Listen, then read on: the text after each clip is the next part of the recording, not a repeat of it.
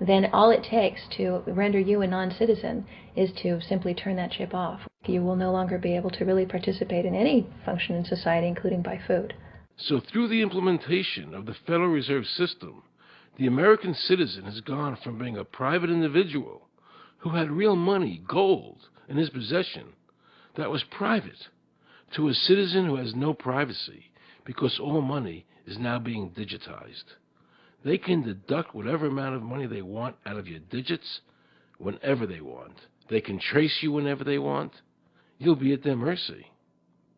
God forbid we allow this to happen in America. This is absolutely Orwellian. I mean, it's talking about Big Brother looking over your shoulder at absolutely everything you do, every purchase you make, every place you go, every company you interact with. All of that would be reported back potentially to the government.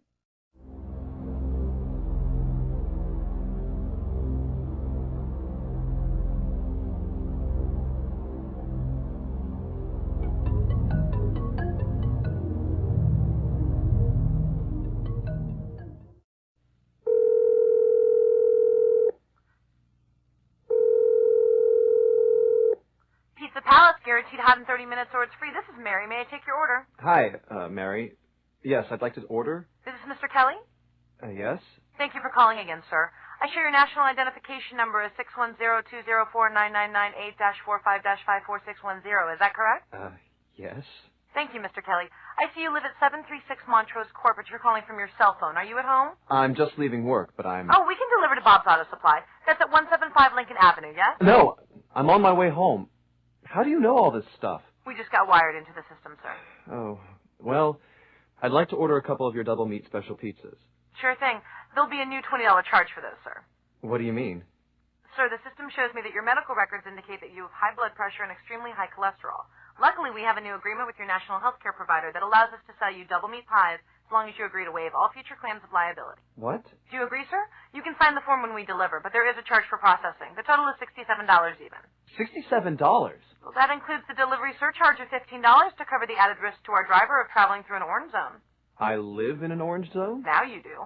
Looks like there was another robbery on Montrose yesterday. You could save $48 if you ordered our special Sprout Submarine Combo and picked it up yourself. Comes with tofu sticks. Those are very tasty, sir. Good value, too. But I want double meat. Well, I'm sure you can afford the $67 then. You just bought those tickets to Hawaii. They weren't cheap, eh? Oh, but I see you checked out the budget beach bum at the library last week. Up to you, sir. All right. I'll get the Sprout subs. Good choice, sir. Gotta watch that waist if you're hitting the beach, eh? 42 inches. Wow. Man, I'd say tofu and Sprouts is, like, required. That's how much? Just between you and me, there's a $3 off coupon in this month's Total Men's Fitness magazine. Your wife Betty subscribes to that, right? Anyhow, clip that and it's $19.99 even. Whoa, looks like you maxed out on all your credit cards. Bring cash, okay? Have we become so controlled and so ignorant about our rights that big institutions and big government can do whatever they want with us, even without our approval? I knew for certain the Founding Fathers would resist to the death what is happening in America today. And I, for one, will not accept a national ID card. And if nobody accepts a national ID card, and nobody can board a plane without one, then let the airlines go bankrupt. And if you can't open a bank account in a big money center bank, then open an account in a small local bank. And if we can't walk into a federal building, I personally would consider that a blessing. Don't allow these institutions to dictate to us how we conduct our lives. This is America, and we have free choice. But we the people have all the power, not the government. Government gets its power from us, not the other way around. Think of all the men and women who died in all our wars, fighting for freedom, not Federal Reserve bankers. Do you think they sacrificed their lives so that Americans can be chipped like a dog? So we could all have a homing device inside us? No. This ID card is the last step before they implant us. And that's precisely the reason nobody should accept one. And you know what they're going to do? They're going to call on the propaganda machine, the media, and try and sell this as if it were in everybody's best interest. We're working on a product that we have called internally a PLD. PLD stands for Personal Locating Device, which is an implantable GPS for which our company owns a patent.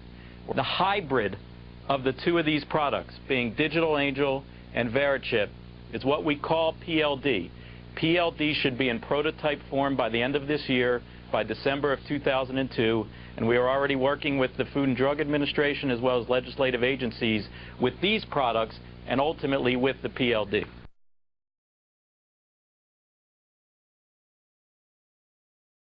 We have a Florida family who are really pioneers in a brave new world. They have volunteered to be the first ever to have microchip identification devices implanted into their body. After 9/11, I was really concerned with the security of my family.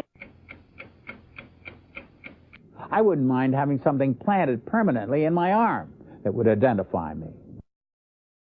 Talk about identification papers. Watch what happens to a woman in Florida whose license was suspended. Get out of the car or I'm going to tase you. The next street off the Secret. But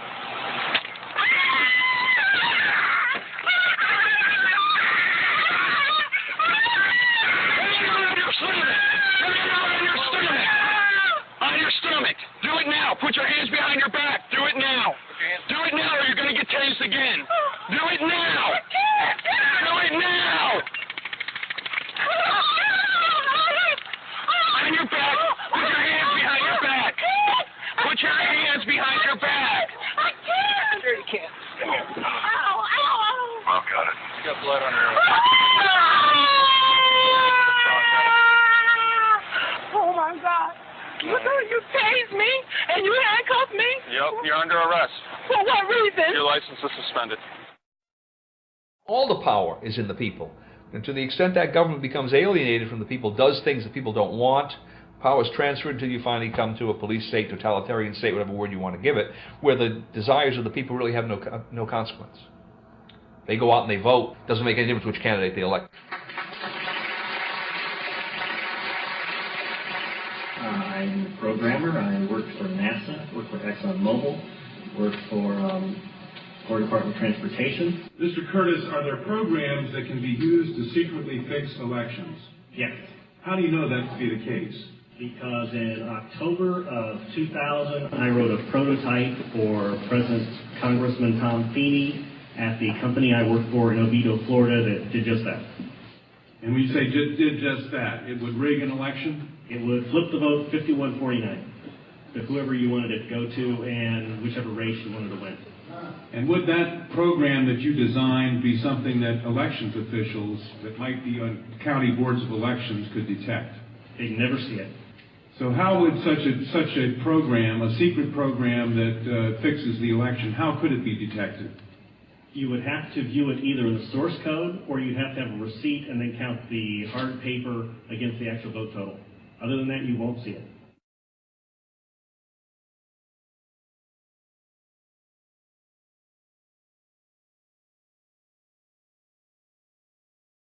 Given the availability of such vote rigging software and the testimony that has been given under oath of substantial statistical anomalies and gross differences between exit polling data and the actual tabulated results, do you have an opinion whether or not the Ohio election, presidential election, was hacked?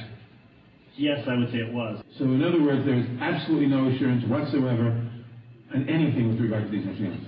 Absolutely none.